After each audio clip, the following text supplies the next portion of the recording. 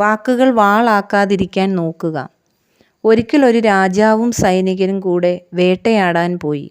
ഇരയുടെ പിന്നാലെ ഓടിത്തളർന്ന രാജാവും സൈനികനും ഒരു വൃക്ഷത്തണലിലിരുന്നു.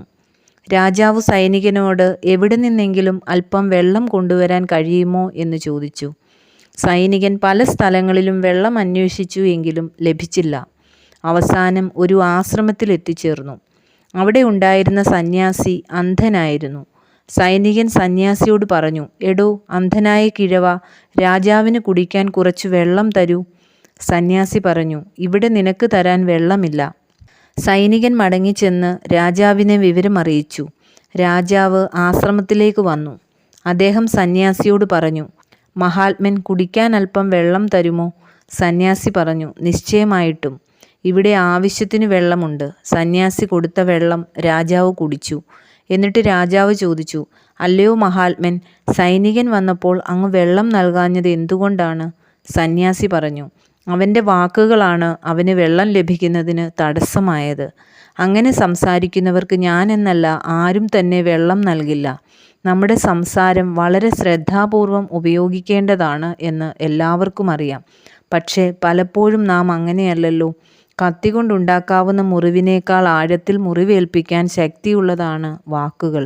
കത്തികൊണ്ടുള്ള മുറിവുകൾ വേഗത്തിൽ ഉണങ്ങും. വാക്കുകൾ ഉണ്ടാക്കുന്ന മുറിവുകൾ എത്ര വർഷങ്ങളായാലും ഉണങ്ങാതെ ബ്ലീഡ് ചെയ്തുകൊണ്ടേയിരിക്കും. എന്നാൽ ചിലരുടെ വാക്കുകൾ മുറിവുകൾക്ക് നല്ല ഓയിൻമെൻ്റ് എന്ന പോലെയാണ്. ആശയവിനിമയത്തിന് നാം ഉപയോഗിക്കുന്ന വാക്കുകളുടെ ശക്തിയും സ്വാധീനവും നമ്മുടെ ചിന്തയ്ക്ക് അതീതമാണ്. വേദന അനുഭവിക്കുന്ന ഒരാളെ സ്വാന്തനപ്പെടുത്തുവാൻ നമ്മുടെ വാക്കുകൾക്ക് ശക്തിയുണ്ട്.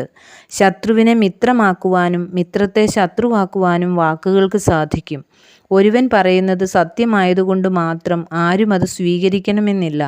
പറയേണ്ടതുപോലെ പറഞ്ഞില്ലെങ്കിൽ സത്യവും നിഷേധിക്കപ്പെടും. ഒരു കുഞ്ഞിനോട് വാടാ ഇവിടെ എന്ന് പറയുന്നതും മോനെ ഇങ്ങോട്ടൊന്ന് വന്നേ എന്ന് പറയുന്നതും തമ്മിൽ എത്ര വലിയ വ്യത്യാസമാണ് കുഞ്ഞിന് അനുഭവപ്പെടുക.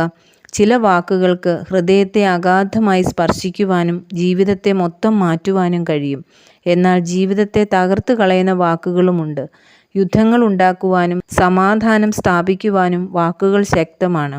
എന്നാൽ ആ വാക്കുകൾ നാം എങ്ങനെ ഉപയോഗിക്കുന്നു എന്നതാണ് പ്രസക്തം. ഇവിടെ നമ്മുടെ വാക്കുകൾ അതിസൂക്ഷ്മതയോടെ ഉപയോഗിക്കേണ്ടതിൻ്റെ ആവശ്യകത വെളിപ്പെടുന്നു.